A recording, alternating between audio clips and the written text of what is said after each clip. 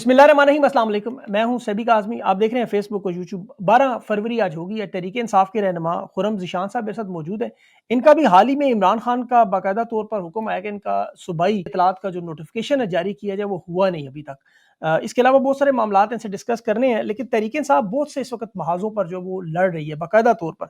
इंसाफ, कानून, आइन और जमहूरियत की जो ये जंग है, जो इमरान खान इस वक्त बेगुनाह 556 दिन से इस वक्त जेल में कैद हैं। 556 दिन हो गए इमरान खान को। जुल्फकार अली भुट्टो को 2 साल जेल की सज़ा हुई थी और इमरान खान जो है वो इसमें सिर्फ 1 साल और 6 महीने और तकरीबन 15 दिन हो चुके हैं। और ये इतनी लंबी सज़ा, 45 साल की इमरान खान को सज़ा मिल चुकी है, जिसमें 31 साल इलेक्शन से पहले और 14 साल अभी इन्होंने हालिया दिनों में दी। ये भी एक तारीख बन चुकी है। इमरान खान की जमात पाकिस्तान की सबसे बड़ी जमात, जो कि इन बदतरीन इलेक्शंस में भी 1,65,801 वोट लेकर पहले नंबर पर इन लोगों के कागजात में मौजूद है। और इसके बावजूद 180 नशिस्तें इनकी जो छीनी गई, सबसे बड़ी जमात पंजाब में जिसका सबसे हैवी मैंडेट मिला, और उसके बावजूद खान की रिहाई जो मुमकिन नहीं हो रही। पीटीआई का लाएअमल क्या होना चाहिए? डी चौक या इस्लामाबाद की तरफ ये दोबारा आ सकते हैं? इन हालात में क्या मामला? क्योंकि सब लोग इस बात में मुत्तफिक हैं कि अवाम की ताकत जब तक सड़कों पर नहीं आएगी, इमरान खान की रिहाई मुमकिन अदलिया से नहीं। लेकिन यहाँ पर आज एक बहुत बड़ा ट्विस्ट आया, जो आईएमएफ का वफ्द चीफ जस्टिस से मिला, उसमें बहुत अहम मामलात सामने आ चुके हैं। और आईएमएफ के मामलात में जो अदलिया पर इस वक्त सारा जो गंद बनाया गया वो फेंका जा रहा है, और चीफ जस्टिस ने ये सारा मामला हाई कोर्ट की तरफ ट्रांसफर किया। और इस सारे मामलात के बाद अब ये नजर आ रहा है कि जो नेशनल पॉलिसी की एक मीटिंग बुलाकर इमरान खान के मुतालिक जो मामलात हैं उन्हें रिवर्स करने की अब कोशिश शुरू होगी। ये आज बड़ी अहम पेशरफ्त है, बहुत अहम मालूमात मेरे पास आई हैं। ये सारे मामलात तहरीक इंसाफ आईएमएफ को भी देने जा रही है। और इसके अलावा जो इमरान खान के बयानिए का बोझ जो लोग नहीं उठा सकते, जो रीट्वीट नहीं कर रहे, जो एहतजाज में नहीं निकल रहे, जजा और सजा का अमल जो किसी भी सियासी जमात में बड़ा जरूरी है, खास तौर पर तहरीक इंसाफ जैसी बड़ी जमात के लिए कि जिन्हें पंजाब में इतना हैवी मैंडेट मिला हुआ है। खुर्रम ज़ीशान साहब बड़े वोकल हैं, बड़ा खुल के बात करते हैं और बड़ी अहम चीज़ें इनसे डिस्कस करनी है, और ये वकील भी हैं, तो इसलिए ये कानूनी मामलात को भी देख रहे हैं, अपनी जमात को भी रिप्रेजेंट करते हैं। खुर्रम साहब, बहुत बहुत शुक्रिया आपका, आपने ज्वाइन किया। सबसे पहले तो ये बताएं कि ये जो मैंने अभी इंट्रो में बताया, जिस तरह जुल्म सितम तहरीक इंसाफ पर हो रहा है, क्या आप इस बात पे एग्री हैं कि इमरान खान की रिहाई और ये मैंडेट की वापसी, आइन और कानून, बालादस्ती, ये तमाम मामला जमहूरियत के उस वक्त तक नहीं हो सकते जब तक अवाम सड़कों पर पुरअमन अंदाज में नहीं आती? इसमें किसी को कोई शक होना ही नहीं चाहिए। देखें, अ, एक तहरीक इंसाफ और इमरान खान के एक सिपाही होने की हैसियत से ये बात हमें, ये हमारा नजरिया यही है कि पाकिस्तान में किसी किस्म की बैरूनी मदाखलत की गुंजाइश नहीं है, नहीं होनी चाहिए। और अगर पाकिस्तान में कोई मदाखलत हुई है तो हम दोबारा से मदाखलत की डिमांड नहीं कर रहे। हम्म। इंटरनेशनल जो ह्यूमन राइट्स ऑर्गेनाइजेशंस हैं या ट्रंप जो भी वहां पे एडमिनिस्ट्रेशन उसकी आई है, अगर वो बात कर रहे हैं तो पाकिस्तान में डेमोक्रेसी की बात कर रहे हैं, ह्यूमन राइट्स की बात कर रहे हैं, सिविल लिबर्टीज की बात कर रहे हैं। तो हमें ये तो बिल्कुल पूरी कौम को क्लियर होना चाहिए कि आपको आजादी बाहर का कोई बंदा आके प्लेट में रख के नहीं देगा, आपने खुद उसके लिए जद्दोजहद करनी होगी। और उसके लिए सड़कों पे आना लाजमी है। खान साहब ये पहले ही कह चुके हैं कि आखिरी फैसला जो है तो वो सड़कों पे होगा, तो इंशाल्लाह उसकी तैयारी हम कर रहे हैं। सॉरी, आपकी आवाज बीच में शायद कॉल जी, आई है। भी आवाज आ रही। जी। अच्छा खुर्रम साहब, जिनके साथ आपका इस वक्त मामला चल रहा है, ये क्या सियासी जमातें हैं, हुकूमत है, एस्टेब्लिशमेंट है? ये मैंडेट जो छीना गया, जिस तरह अदालतों को मैनेज किया गया, खास तौर पर इलेक्शन कमीशन देखिए आज भी कितने धड़ल्ले से ओन चौधरी के हल्के की, आज भी उन्होंने उनकी गूगल ड्राइव में पड़ा हुआ फॉर्म 45, 393 वोट वहां पर टोटल रजिस्टर्ड है, जबकि उसमें 696 पड़े हुए हैं। अब इन हालात में और वो उसको हटा भी नहीं रहे, ये धड़ल्ले से वो आपके सामने बदमाशी कर रहे हैं, आपको ट्राइब्यूनल नहीं बना के दे रहे, आपके तमाम केसेस इमरान खान के केसेस हों। इन हालात में आप किस तरफ देख रहे हैं? अवाम जो इस वक्त निकलती है, क्या आप उससे मुतमईन है कि अवाम आपके साथ है? बिल्कुल अवाम साथ है, इसमें तो कोई शक की गुंजाइश ही नहीं है ना। आपने 8 फरवरी के इलेक्शन में आपने देख लिया, इतना कुछ होने के बावजूद पाकिस्तान की तारीख में इतना जुल्म किसी सियासी जमात पे नहीं हुआ कि औरतों को, मतलब बड़े बड़े डिक्टेटर्स यहाँ पे गुजरे हैं, लेकिन घरों की दहलीज उनमें भी पार नहीं हुई। लोगों को कौड़े पड़े हैं, सब कुछ हुए। दूसरी बात जो आपने कही है सभी भाई के, कौन कर रहा है और ये सियासी जमातें, और ये तो ओपन सीक्रेट है। बच्चे बच्चे को पता है कौन कर रहा है। मसला सारा यहाँ पर आता है कि आपको जब पता है कि आपने हकीकी आजादी लेनी है, तो आपको साथ ये भी बताना चाहिए कि आपने वो हकीकी आजादी लेनी किससे है। किससे लेनी है? पाकिस्तान पाकिस्तान के establishment led by a few corrupt, और अब तो वो कातिल भी बन चुके हैं। इन जरनैलों से आपकी जान नहीं छूटेगी। ये पूरे 77 साल से इन्होंने मुल्क को अपनी रखेल बना के रखा हुआ है। जब इनका दिल करता है हर 10 साल बाद ये कोई ना कोई नए तरीके से मार्शल लॉ लेके आते हैं। अभी अगर मार्शल लॉ नहीं है तो मार्शल लॉ प्लस चल रहा है इस वक्त पाकिस्तान में। ऐसा तो कभी भी नहीं हुआ कि आपने जजेस को भी अपनी मर्जी से कहीं से भी उठा के आप जजेस अपनी मर्जी के ले आए। तो ऐसा और नहीं चल सकता, और हमें खुल के बगैर किसी खौफ के हमें इनका नाम लेना चाहिए। यही लेकिन लोग आपकी हमारी जमात आजादी पे में बैठे और इनसे जी, मांग के नहीं लेनी पड़े, मांग के नहीं, छीन के लेनी पड़े। खुर्रम साहब आपकी जमात में इमरान खान ने भी कहा है, जो कोर कमेटी के भी लोग हैं, मैं नहीं चाहता आप किसी मुश्किल में पड़े, लेकिन वो रीट्वीट नहीं करते, एहतजाज में आपकी क़यादत नज़र नहीं आती, जो बहुत सारे लोग 80% आपके जो टिकट होल्डर्स हैं, ये नज़र नहीं आते, तो ऐसा कोई जज़ा सज़ा का कोई अमल नहीं है? देखिए जी, जजा सजा का सबसे बड़ा जो तरीका है ना, वो ये है कि अब देखिए सोशल मीडिया का दौर है। हर बंदे के हाथ में मोबाइल है, हर बंदा एक तरह से जो है तो वो सिटीजन जर्नलिस्ट बना हुआ है, ठीक है? जी। कोई किसी पे पर्दा रह ही नहीं सकता, और जाहिर है हम नाम लें या ना लें, सबके हलकों में उनके लोगों को पता होता है कि कौन सा बंदा घर से किस हालत में निकला था, वहां से कौन से रास्ते से मुड़ के वापस हुआ, ये सारी चीजें पता है। अब हम कर क्या रहे हैं? पार्टी तो इस पे जो हिकमत अमली जो भी उसकी होगी, और जुनैद अकबर ने बड़ी अच्छी बात की है कि जजा और सजा का सिस्टम होगा, बल्कि उन्होंने ऐलान भी किया है कि हो ये रहा है कि अब हमने एक नया ट्रेंड शुरू किया है। मैंने आज से 2-4 दिन पहले एक ट्वीट की कि आप सब उन लोगों को अनफॉलो करें जो खान के नजरिए को फॉलो नहीं करते। उसके बाद कुछ साहिबान ने रीट्वीट्स करना शुरू कर दिए। नेक्स्ट, हुँ। वर्कर्स ही खुद करेंगे कि खान साहब की बात आ जाती है, लेकिन आपके मिलियंस में फॉलोअर्स हैं, आप अपनी जुबान में खुद से वीडियो मैसेजेस से खुद लिख कर खान का ये बयानिया क्यों नहीं फैलाते? तो ये चीज बड़ी जरूरी है। वर्कर्स ही एहतसाब कर सकते हैं सबसे बेहतरीन। बिल्कुल सही बात है। लेकिन अभी पंजाब में अगर हम देखें से अभी जैसे खैबर पख्तूनख्वा में अली मीन गंडापुर ने जिन हालात में भी देखे 2 लॉन्ग मार्च किए उसने, कामयाब नहीं हुए, मामला जिस तरह भी बने वो आप जानते हैं। लेकिन पंजा उसे फिर भी हटा के जुनैद अकबर को लाया गया। पंजाब में अगर हम देखें तो यहाँ पर हमाद अज़हर साहब ने जब रऊफ़ हसन साहब को उन पर हमला हुआ तो उस वक़्त ऐलान किया कि अब खान ने मुझे कहा है बाहर आ जाएँ। लेकिन उसके बावजूद वो बाहर नहीं आए। वहाँ पे कोई कन्वेंशन नहीं हुआ, वहाँ पे कभी कोई बड़ी रैली नहीं निकली, कोई जलसा-जुलूस। पंजाब में फस्तायत आपके केपी की निस्बत अगर देखा जाए तो वो उसका शिद्दत जो वो 10 गुना ज़्यादा है। लेकिन वहाँ पे ज़रूरत भी 10 गुना ज़्यादा है। तो अब इन हालात में क्या स्ट्रैटेजी होनी चाहिए आप लोगों की? देखिए जी, पहली बात तो हमें ये सबको अच्छी तरह से ज़हन नशीन कर लेनी चाहिए कि पंजाब पाकिस्तान का सबसे बड़ा सूबा है। 12 करोड़ प्लस आबादी वाला सूबा है। पंजाब जब तक नहीं उठेगा, बाकी सूबों वाले आकर गोलियां भी खा चुके हैं, शहादतें भी दे चुके हैं, पंजाब से भी हुई हैं, इसमें कोई डाउट नहीं है। लेकिन पंजाब सबसे बड़ा सूबा है, तो बड़े भाई होने के नाते रिस्पॉन्सिबिलिटी भी उन्हीं की सबसे ज्यादा है। बिल्कुल आपकी बात सही है कि वहां पर सबसे ज्यादा जुल्म और जबर, और अभी जो वहां पर उनकी सौतेली माँ एक बैठी हुई है जो उनके साथ सलूक कर रही है। लेकिन ये भी हमें सोचना चाहिए कि अगर आप पे इतना जुल्म हो रहा है तो आप पे रिस्पॉन्सिबिलिटी, हर बंदे की कैपेसिटी एक जैसी नहीं होती है, ठीक है? हमें कोई गिला नहीं होगा। आप अगर एक चीज को नहीं निभा सकते हैं तो आप इज्जत से साइड पे हो जाएं। ऐसे किसी लोगों को लेके आए जो लीड कर सकते हैं, इसमें कोई ऐसी बात नहीं है। आप सच आके कौम से बोले यार कि मेरी इतनी कैपेसिटी है, इससे आगे मैं नहीं जा सकता, मेरी ये मजबूरी है। किसी की बहन बेवी बच्चे, किसी ने मजदूरी करके अपने बच्चों को 2 वक्त की रोटी खिलानी होगी। सारों बंदों की कैपेसिटी एक जैसी नहीं हो सकती है, नहीं ठीक खैर है? ये तो मामला नहीं है, इन लोगों की तो बड़ी-बड़ी मिलें हैं, हमाद हसन साहब के तो बच्चे ऐसे नहीं कि 2 वक़्त की रोटी, वो तो सन माशाल्लाह भाई एक बड़े और बात वर्कर्स के लिए बड़ी जरूरी है। रोजाना आप भी ये गिला देखते हैं, हम भी ये गिला देखते हैं कि लीडरशिप नहीं है, लीडरशिप नहीं है, लीडरशिप नहीं है। खुदा के बंदो, लीडरशिप नहीं है तो आपको किसने रोका है कि लीड ना करें? मैं तो एक आम सा वर्कर हूं, मेरा तो कोई पॉलिटिकल बैकग्राउंड नहीं है। मैं तो 3 साल से बेरोजगार हूं, इधर उधर से छुप छुपा के फैमिली को बाहर भेज चुका हूं, लेकिन अपना एक आवाज उठाने की कोशिश की है।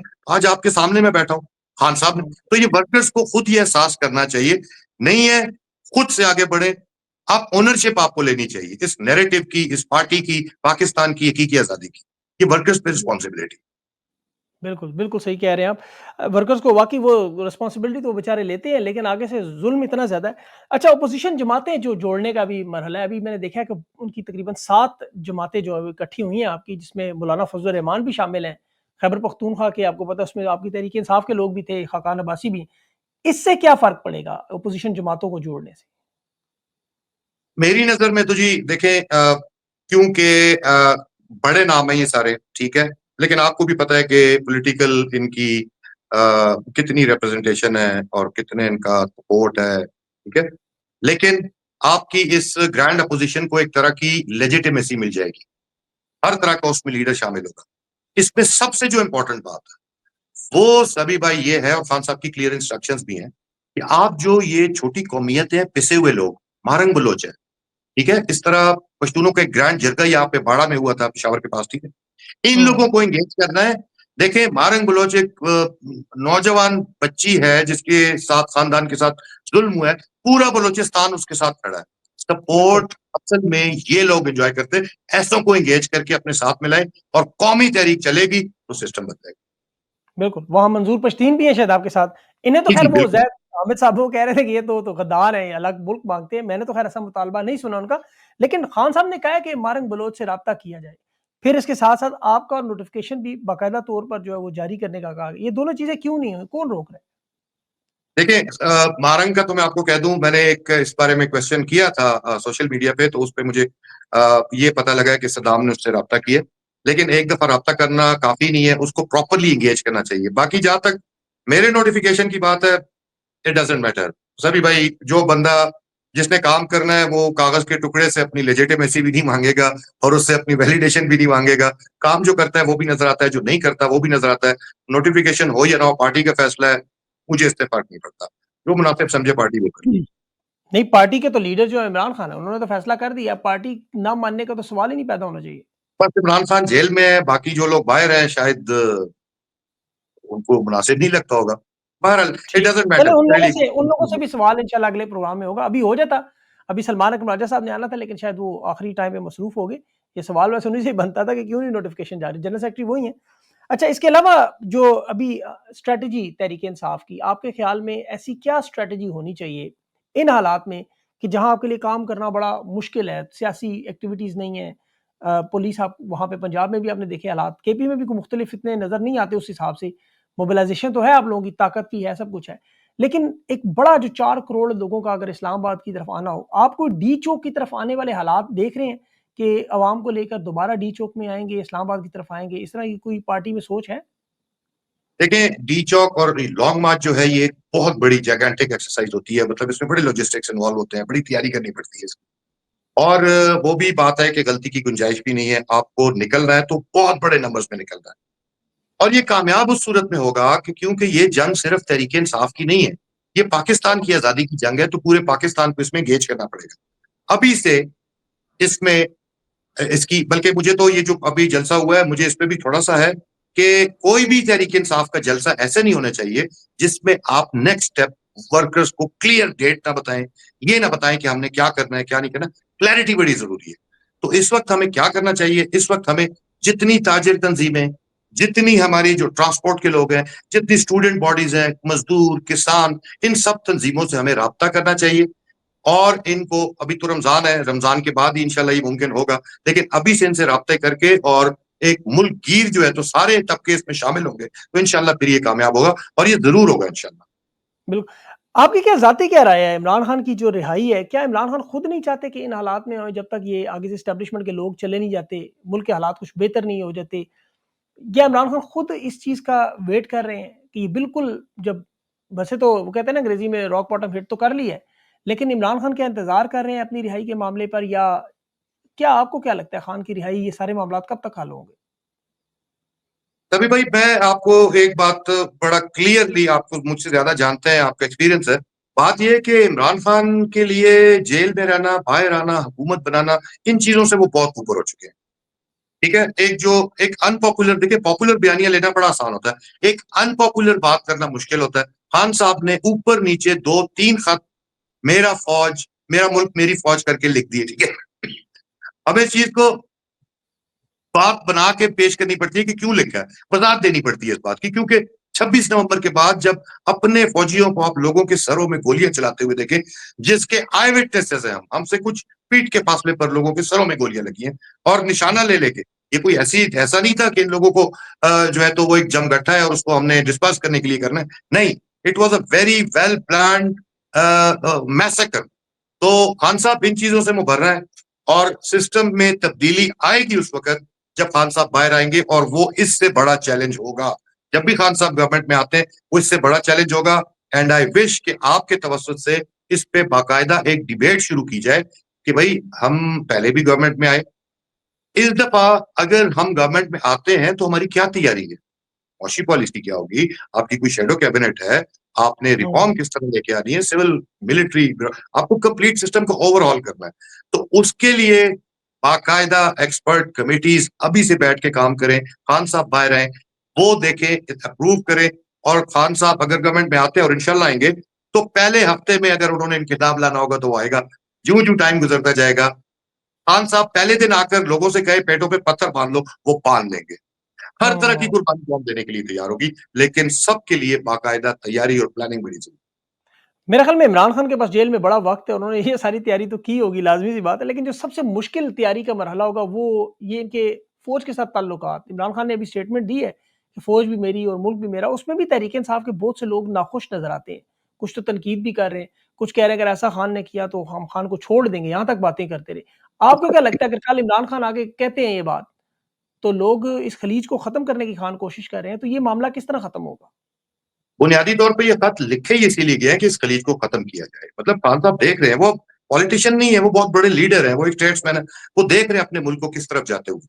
तो हुँ। बात सिंपल है कि आइन और कॉन्स्टिट्यूशन के अंदर रहते हुए जो उनका रोल है उस तक उन्हें महदूद होना होगा।